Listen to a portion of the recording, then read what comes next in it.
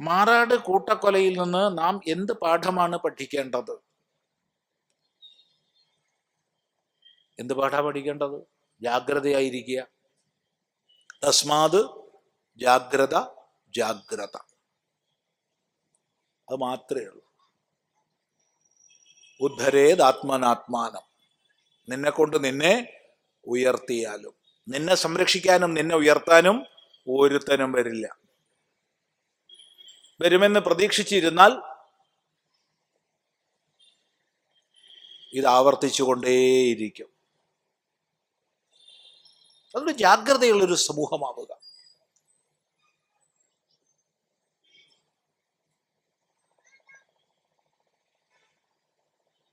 ഇപ്പോഴും ഓർമ്മിക്കുകയാണ്, 2003 മെയ് മാസം 2-ാം തീയതി. അന്ന് നമ്മൾ ഭാരതത്തിൽ ഉണ്ടായിരുന്നില്ല, മറ്റൊരു രാജ്യത്തായിരുന്നു. അവിടുന്ന് വിവരം കിട്ടി, ആകാവുന്ന രീതിയിലൊക്കെ അന്വേഷണങ്ങൾ ചെയ്തു, സ്ഥിതിഗതികൾ മനസ്സിലാക്കി. 2 ദിവസം കഴിഞ്ഞ് കേരളത്തിൽ തിരിച്ചെത്തിയപ്പോൾ, ഭാരതത്തിൽ തിരിച്ചെത്തിയപ്പോൾ നമ്മൾ ഭക്ഷണം കഴിക്കാൻ നിന്നിട്ടില്ല. കുളിച്ച് ഒരു കട്ടൻ ചായയും കുടിച്ച് നേരെ ഇറങ്ങുക ചെയ്തത് മാറാടേക്ക്. ഭക്ഷണം കഴിച്ചു പോകാമെന്ന് വിചാരിച്ചിട്ടില്ല, സത്യമാണ് പറയുന്നത്. അവിടെ ഓരോ വീട്ടിലും പോയി ഓരോ അമ്മയെയും സഹോദരിയെയും ചേർത്ത് പിടിച്ചിരുത്തി. അവരെ സമാധാനിപ്പിക്കാനില്ല. അവിടെ വാക്കുകൾ പ്രവർത്തിക്കില്ല. ചിദാനന്ദ ഗുരുസ്വാമിക്ക് അത്യാവശ്യം വാക്ക് പ്രയോഗിക്കാൻ കഴിയുന്നൊക്കെയാണ് വിചാരിക്കുന്നത് സ്വയം. പക്ഷേ വാക്ക് പ്രവർത്തിക്കാത്ത ചില സന്ദർഭങ്ങളുണ്ട്. അതുകൊണ്ട് അവരെ കെട്ടിപ്പിടിച്ചിരിക്കാൻ മാത്രമേ കഴിയൂ, വേറൊന്നും കഴിയില്ല.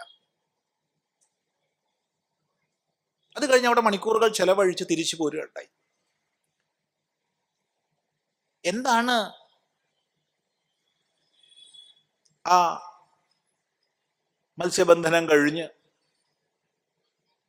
തിരിച്ചു വന്ന് കുളി കഴിഞ്ഞ് കടലോരത്ത് കാറ്റുകൊണ്ടിരിക്കുന്ന, അഥവാ രാത്രി മത്സ്യബന്ധനത്തിന് പോകാനുള്ള അതിനു മുമ്പ് ഒന്ന് പരസ്പരം വെടിതമാശയൊക്കെ പറഞ്ഞ് കടലോരത്തിരിക്കുന്ന ആ സഹോദരങ്ങൾ ചെയ്ത തെറ്റ്?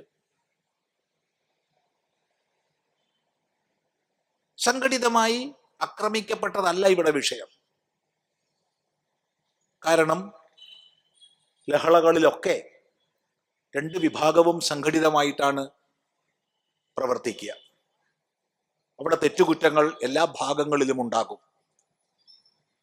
അങ്ങനെ അല്ലാത്ത വലിയൊരു ലഹള ഭാരതം കണ്ടത് എൻ്റെ അറിവിൽപ്പെട്ടിടത്തോളം ഒന്നേ ഉള്ളൂ, ഒന്ന് മാത്രം. ഇന്ദിരാഗാന്ധി വധിക്കപ്പെട്ടതിനെ തുടർന്ന് ദില്ലിയിൽ പൊട്ടിപ്പുറപ്പെട്ട 3700 ചില്ലാൻ സിഖുകാരെ ഏകപക്ഷീയമായി കൊന്നൊടുക്കിയ അക്രമം, അത് ഏകപക്ഷീയമായിരുന്നു. മറ്റുള്ളതൊക്കെ ലഹളകളാണ്. അതിൻ്റെ ആരംഭം ഏകപക്ഷീയമായാൽ പോലും പിന്നീട് അത് 2 പക്ഷവും ഏറ്റെടുക്കും. ആരംഭം ഏകപക്ഷീയമായിരിക്കും. ഉദാഹരണം 1921 ഏകപക്ഷീയമാണ്. പക്ഷേ അത് മുന്നോട്ട് വന്നപ്പോൾ ചെറുക്കാൻ പലരും ഉണ്ടായി. ചെറുക്കാതെ തോറ്റോടിയവനല്ല ഹിന്ദു. ചെറുത്തവരുണ്ട്, ചെറുത്ത് ജീവൻ വെടിഞ്ഞവരുണ്ട്.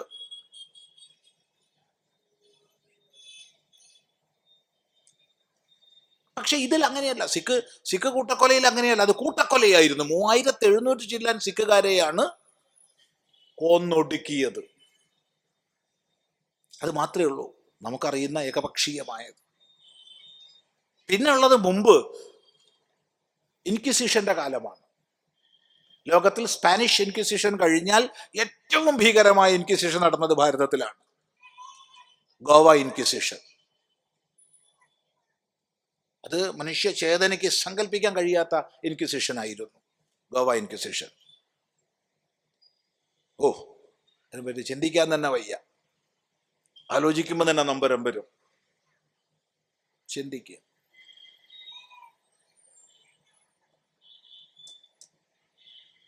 അപ്പോ ആ കൊലയല്ല പ്രശ്നം.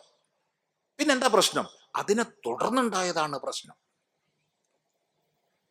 കാരണം ആയുധങ്ങൾ മുഴുവൻ സൂക്ഷിച്ചത് മതകേന്ദ്രത്തിലാണ്. ഈശ്വരാരാധന ചെയ്യേണ്ട സ്ഥലത്താണ് ആയുധങ്ങൾ സ്വരൂപിച്ചിട്ടുള്ളത്. അത് ഞെട്ടിക്കുന്നതാണ്. ബഹുമാനപ്പെട്ട കോടതി നിരീക്ഷിച്ചു. വളരെ വ്യാപകമായ ആഴത്തിലുള്ള ഗൂഢാലോചനകൾ നടന്നിട്ടുണ്ട്. ആ ഗൂഢാലോചനകളുടെ ഭൂമികയായിരുന്നു ഇതെന്നുള്ളത് ഞെട്ടിക്കുന്നതാണ്. അല്ലാതെ കൊന്നു എന്നുള്ളതല്ല. 8 സഹോദരങ്ങൾ കൊല്ലപ്പെട്ടതല്ല അവിടെ പ്രശ്നം. ഇതാണ് പ്രശ്നം. അത് പ്രശ്നമല്ലെന്നല്ല പറഞ്ഞത്. അങ്ങനെ ആരും ധരിക്കരുത്. പ്രശ്നം തന്നെയാണ്. നമ്മളെ നിത്യം നൊമ്പരപ്പെടുത്തുന്ന ഒരു വിഷയമാണ്.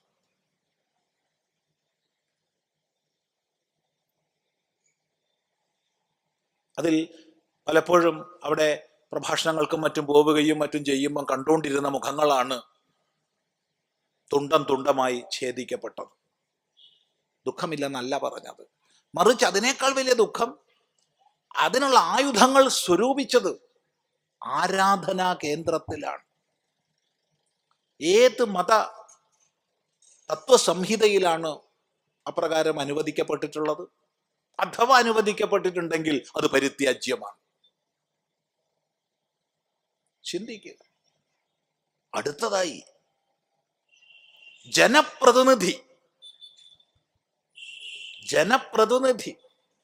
ലോക്സഭയെ പ്രതിനിധീകരിക്കുന്ന പ്രതിനിധി ആ പങ്കിലമായ സ്ഥാനത്ത് വന്ന് നമസ്കാരം സമർപ്പിച്ചു.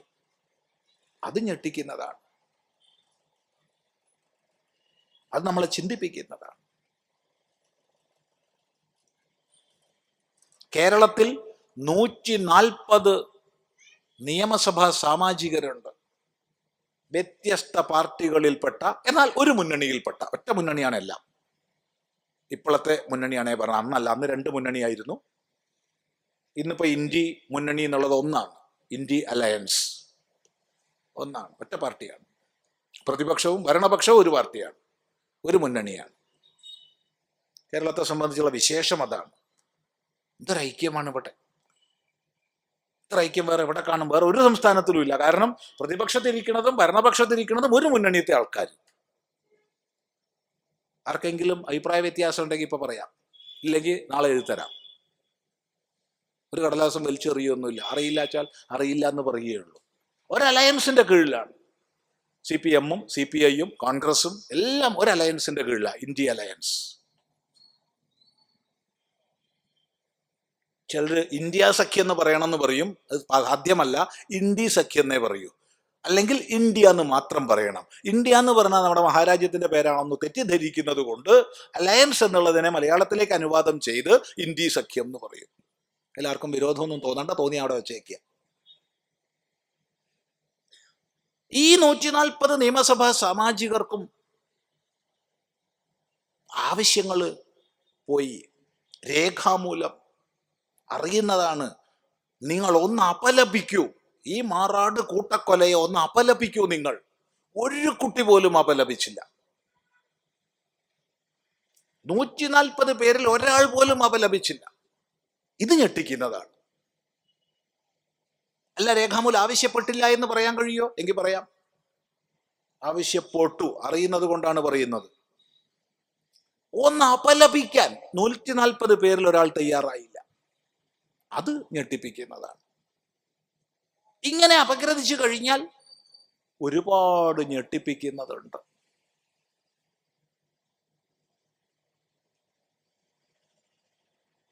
അത് കണ്ട് ഞെട്ടുകയല്ല വേണ്ടത്. ശക്തി സമാഹരിക്കുകയാണ് വേണ്ടത്.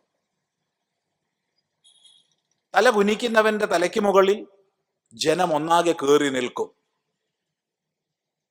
ദുർബലനാവരുത്. തല കുനിക്കാതെ ഉയർന്നു നിൽക്കുക. നട്ടില് നിവർത്തി ഉയർന്നു നിൽക്കുക. സംഗച്ഛധ്വം സംവദധ്വം എന്ന് വേദം ആവശ്യപ്പെട്ടത് നിർവഹിക്കുക. നിങ്ങൾ ഒന്നിച്ച് നല്ലതിലേക്ക് നടക്കുവിൻ. നിങ്ങൾ ഒന്നിച്ച് നല്ലതിനെ പറയുവിൻ. ആ ഒന്നിച്ചെന്നുള്ള ഭാവത്തെ ഊട്ടിയുറപ്പിക്കുക. മതവും മതാചാരങ്ങളും മതവിശ്വാസങ്ങളും ഹിന്ദു ആകട്ടെ, മുസൽമാൻ ആകട്ടെ, ക്രിസ്ത്യാനി ആകട്ടെ, നിങ്ങൾ സൂക്ഷിച്ചുകൊള്ളൂ. ഇതൊരു പൊതുവേദിയിലാണ് പറയുന്നത്. ഇവിടെ ഏതെങ്കിലും ഒരു മതത്തിൽപ്പെട്ടവർ മാത്രം ഇരിക്കുന്നു നമ്മൾ വിശ്വസിക്കുന്നില്ല. അതുകൊണ്ട് ഇവിടെ അഭിസംബോധന ചെയ്യുന്നത് മനുഷ്യനോടാണ്. നിങ്ങളുടേതായ വിശ്വാസങ്ങളും ആചാരങ്ങളും നിങ്ങൾ സംരക്ഷിക്കൂ. എന്നാൽ നമ്മുടെ ഭാരതം അഖണ്ഡമായി സുശക്തമായി ഐക്യത്തോടു കൂടി നിലനിന്നാലേ നാം ഉള്ളൂ എന്ന് മനസ്സിലാക്കുക. ഇവിടത്തെ ഹിന്ദു, ഇവിടത്തെ മുസ്ലിം, ഇവിടത്തെ ക്രിസ്ത്യൻ മറ്റൊരു രാജ്യത്ത് പോയാൽ ആ രാജ്യം ഡെമോക്രാറ്റിക് ആവട്ടെ, ആ രാജ്യം റിലീജിയസ് ആവട്ടെ, ആ റിലീജിയസ് ഇസ്ലാമിക് രാജ്യമാകട്ടെ, ക്രിസ്ത്യൻ രാജ്യമാകട്ടെ, അവരുടെ ദൃഷ്ടിയിൽ നിങ്ങൾ ഇന്ത്യക്കാരാണ്. അല്ലാതെ ഇസ്ലാമോ ക്രിസ്ത്യാനിയോ മുസൽമാനോ ഹിന്ദുവോ അല്ല. നമ്മുടെ പാസ്പോർട്ട് ഇന്ത്യൻ പാസ്പോർട്ടാണ്. അത് ഓർമ്മിക്കുക, അത് ഓർമ്മിപ്പിക്കുക. അതുകൊണ്ട് എൻ്റെ രാഷ്ട്രം, എൻ്റെ രാഷ്ട്രത്തിൻ്റെ വികാസം അത് കഴിഞ്ഞേ ഹിന്ദു വേണ്ടു, ക്രിസ്ത്യാനി വേണ്ടു, മുസൽമാൻ വേണ്ടു.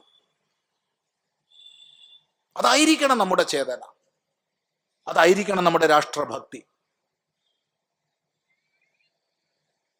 ഇതെന്നോ നമ്മൾ പഠിക്കേണ്ടത്, ഇതെന്നോ നമ്മൾ പഠിക്കേണ്ടത്.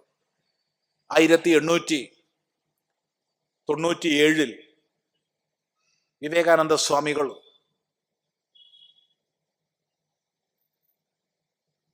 അന്നത്തെ ഭാരതത്തോട് പറഞ്ഞു, കുറെ കൊല്ലത്തേക്ക് നിങ്ങളുടെ മതഗ്രന്ഥങ്ങൾ മാറ്റിവെക്കൂ,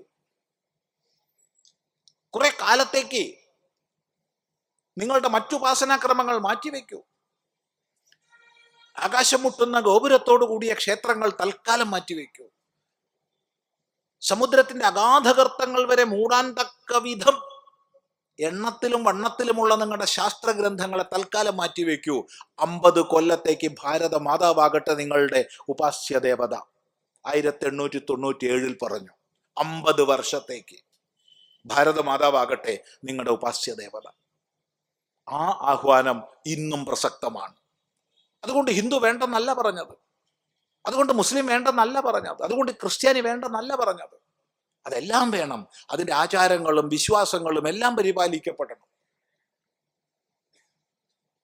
ഇന്ന് എൻ്റെ അടുത്ത് വന്ന ഒരു മോള്, ഇന്ന് ആ മോളോട് ഞാൻ പറഞ്ഞത്, മോളെ നീ 5 നേരം നിസ്കരിക്കണം.